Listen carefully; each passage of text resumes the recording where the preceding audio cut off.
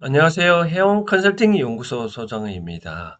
오늘은 생활 법률 차원에서 상가, 건물 등 임대 사업자 관련해 가지고 질의가 많이 들어와서 설명해 드리고자 하는데요. 이렇게 하게 된 배경은 최근에 이제 저희처럼 은퇴자들이 이제 은퇴 후에 노후 대비를 해서 노후 대비 차원에서 건물 임대업을 해서 안정적으로 임대 수입으로 이제 노후 생활을 하겠다.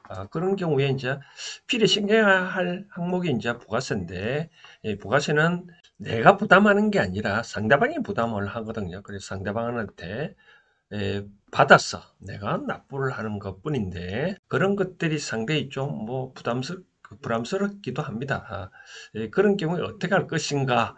그럼 간이가세자는 납부를 안 해도 되니 그럼 간이가세자가 좋을지 여러 가지 한번 검토를 해보고 살펴봐야 될 것 같습니다. 그러면 구체적으로 한번 살펴보도록 하겠습니다. 그러면 살펴보는 순서는 임대사업자 등록 방법, 구비서류가 뭔지 살펴보고요. 부가가치세법상 일반 과세자와 간이가세자 비교 어느 것이 유리한지 살펴보도록 하겠습니다. 임대사업자의 간이가세자 요건이 어떤지 살펴보고요. 기타 효과가 어떤지 살펴보도록 하겠습니다. 먼저 구비서류는 이제 관할세무서에 가면 이 관할세무서라는 말은 임대 물건이 있는 거기 관할세무서입니다.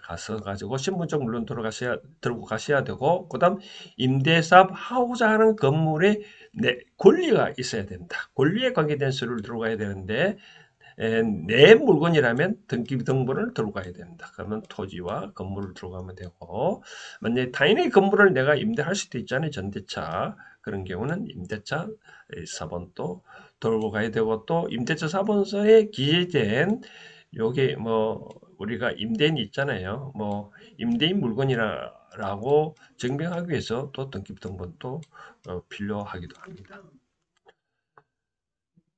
그다음 이제 부가가치세법상 일반과세와 간이가세 차이를 설명해 드린다면, 일반적으로 과세자는 1년에 두 번을 부가세를 납부를 해야 됩니다. 1월에 7월에 납부를 해야 되고, 간이가세자는 1년에 한 번, 다음에 즉 이듬해 1월에 납부합니다. 매입세 공제는 일반 과세자는 공제는 100% 가능한데 간이가세자는 제한적이다 라고 말씀드리고 싶네요. 왜 제한적이냐면 이 아래 보면 이와 같이 이제 공제액이 많으면 여기 일반 과세자는 세금 납부 방법이 매출세액에다가 매입세액에 빼서 이제 납부 이렇게 하고 있는데, 여기서 매입세액이 많은 경우에는 또 환급도 해주잖아요. 그렇죠? 또 매출세액이 많으면 물론 또 납부를 해야 되고. 그런데 이제 간이가세자인 경우에는 바로 공제액이 많으면, 즉 요것이 많으면 이제 환급을 안 해주고 바로 제로다라고 말씀드리고 싶네요. 그래서 이 일반적으로 간이가세자는 세금을 어떻게 납부하냐면 매출액의 업종별 부가가치율을 곱해서 10%를 납부를 하면 됩니다. 예를 들어서 내가 임대료 수입이 만약에 5천만 원이 들어왔다 라고 했었을 경우, 이제 5천만 원이다. 그럼 곱하기 업종별 부가가치, 우리가 부동산 임대업은 부가가치율을 40% 봅니다. 40% 여기에 곱해서 자, 10%를 납부를 한다. 그러면 통상 4% 되겠네요. 그렇죠? 4% 그러면 4%면 5천만 원에 4%면 얼마입니까? 5, 4, 20, 200만 원 정도 이제 부가세를 납부를 하게 되는 바로 그런 경우입니다. 그런데 공제는 가능한데 우리가 임대사업자 할 경우에 통상적으로 우리가 뭐 추가적으로 발생된 매입세액이 없잖아요. 그렇죠? 그런데 만약 혹시 있다면 뭐 수리를 해줘야 된다든지, 그러면 세금계산서나 신용카드 영수증을 받았다면 그런 공급대가의 0.5%를 곱해서 받을 수가 있다. 라고 예를 들어서 이게 만약에 여기에 5천만 원 받았는데 200만 원 납부한다 그러면 그 수리를 하기 위해서 만약에 시행계산서를 교부받았다. 그럼 만약에 1천만 원을 수리를 해줬다면 2천만 원 곱하기 0.5% 0.5% 하면 얼마입니까? 하여튼 5만 원 정도, 5만 원 정도를 한 것 같습니다. 근데 크게 의미는 없는 거죠. 결국 그러니까 간이가사자 분들은 생각하기로는 바로 매출액의 업종별 부가가치율이 우리 임대사업자분들은 40%니까 뭐 받는 금액의 4% 정도를 내야 된다라고 생각하시면 되고요.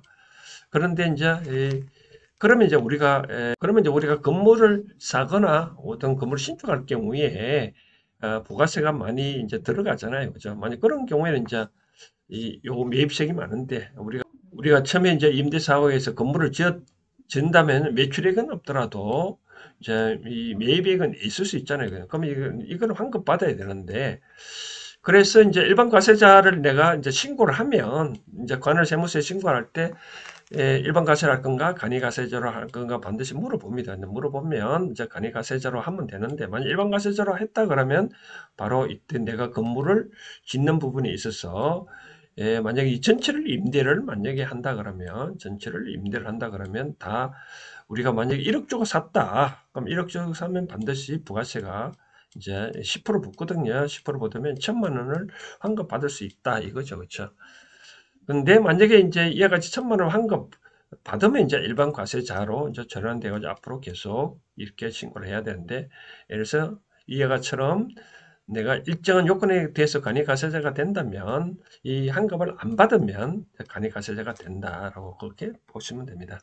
그 다음 이제 간이가세자 요건을 살펴보면 일반 과세업과 겸업을 하면 안 된다라고 말씀드리겠네요. 뭐 어떤 본인이 자격증이 있어서 뭐 부동산 중개업을 한다든지 경영 컨설팅업을 한다든지 기타 식당을 해서 일반 과세자가 하고 있다. 그러면 또 다른 부동산 임대업을 한다 하면 이것이 간이가세자를 하더라도 해당 요건 한다 하더라도 이거는 안 된다라고 말씀드리고 싶고요. 연간 임대료가 4,800만 원 미만이어야 된다.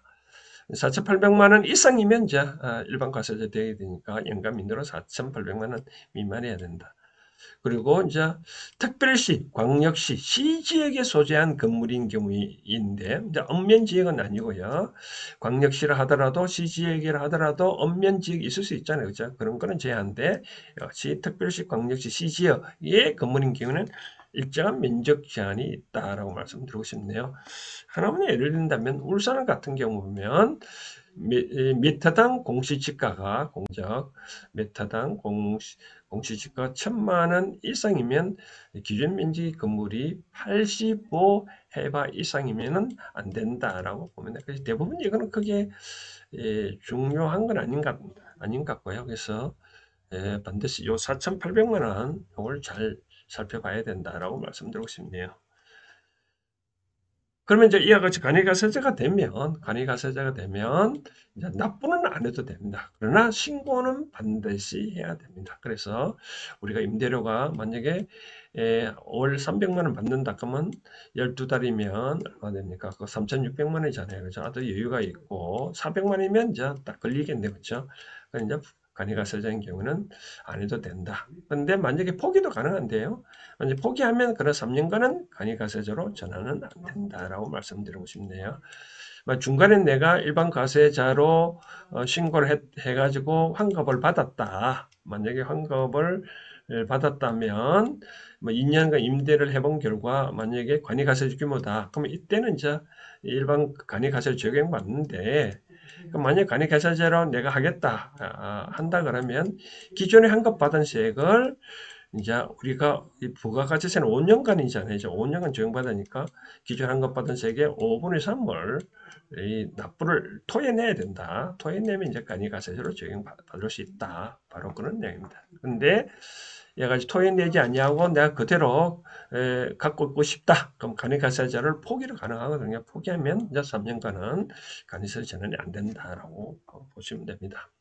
그래서 이제 통상적으로 우리가 일반 과세자를 할 건가 간이가세자는 이제 본인이 선택하기 나름인데 임대업 같은 경우에 저는 일반적으로 이제 똑같이 만약에 200을 먼저 손님들한테 200을 받는다면 이제 그것이 통상적으로 이제 뭐 부가세가 포함됐냐 안 됐냐 포함 안 됐다면 상대방에서 받아서 납부를 하면 되는데 이제 뭐 임차인이 이 자기도 간이가세자고 또 만약 면세사업자다, 부가세 필요가 없다.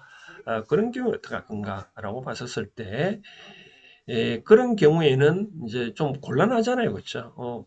만약에 일반 가세자인 경우에는 무조건 그래도 뭐 상대방이 간이가세자든 또 뭐 면세사업자라든 하여튼 어찌됐든 간에 에, 별도로 10% 부가세를 받아서 납부를 해야 되는데 만약에 안 주면 이제 자기가 200만 원에서 1.1로 나눠 가지고 이제 다시 화면을 본다면 월 임대료가 만약에 200을 받았다. 200을 받았다면 근데 아까 설명을 드리고 싶은 거는 만약에 상대방이 임차인이 만약에 이 간이가세자라든지 이 간이가세자라든지 뭐 부가세 면세세합자, 무가세 면세합자는 학원 같은 경우는 애매하거든요. 근데 입장에 이 사람들은 부가세를 줘도 얘네들은 환급 못 받으니까 난 부가세를 못 주겠다 그렇게 경우가 많이 나오거든요. 그럼 어떻겠냐? 그러면 뭐 이 사람을 꼭 유치하고 싶으면 부가세를 뭐 진구를 하면 안 되니까 그럼 난 어떻게 할 건가? 200만 원 속에 일반 과세자는 요거를 1.1로 나누었어. 1.1로 나눠서 1.1로 나누면 이제 1818 정도 될 거예요. 1818 대충 1818 정도 되면 여기에 곱하기 10% 해서 여기에 10% 하면 대충 18만 원 정도 되잖아요. 그렇죠?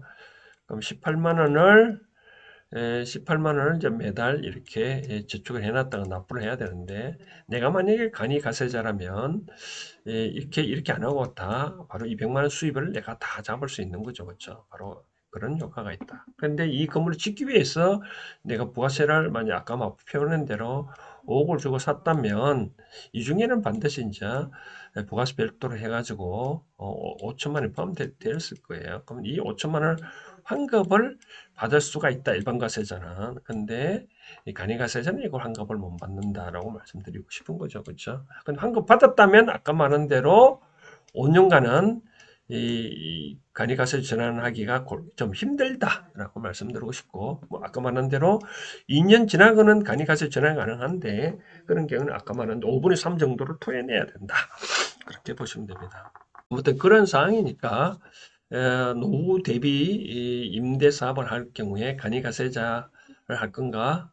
물론 뭐 임대료가 4천에서 월 400이 넘는다면 그거는 뭐 고려 요인이 아니고 400만 원 미만으로 받는 경우에 한번 저는 가급적이면 간이가세자로 추천을 드리고 싶다라고 말씀드리고 싶네요. 그러면 여러 가지로 세무상 간단하니까 뭐 시험 계산서도 교부할 필요도 없고 또 부가세 신고도 넌 나보다 안 해야 되는 여러 가지 혜택이 많으니 그런 쪽으로 하고 싶고 또 뭐 본인이 또 세금 대해서 또 많이 안다 그러면 굳이 일반 과세자로 해서 당초에 투자한 금액의 10% 정도를 환급받을 수 있으니 뭐 참고하시면 될 것 같습니다. 우리 생활법률 또 이런 식으로 또 일상적으로 우리 필요한 내용 중심으로 계속 하고자 하니 꼭 듣고 싶은 항목이 있으면 요 댓글로 어떤 항목에 대해서 언급을 해주시면 이 다음 주에 또 화요일 날 화수목 중에 하루 날 잡아서 계속적으로 이렇게 방송을 하도록 하겠습니다. 오늘 여기까지 하겠습니다. 감사합니다.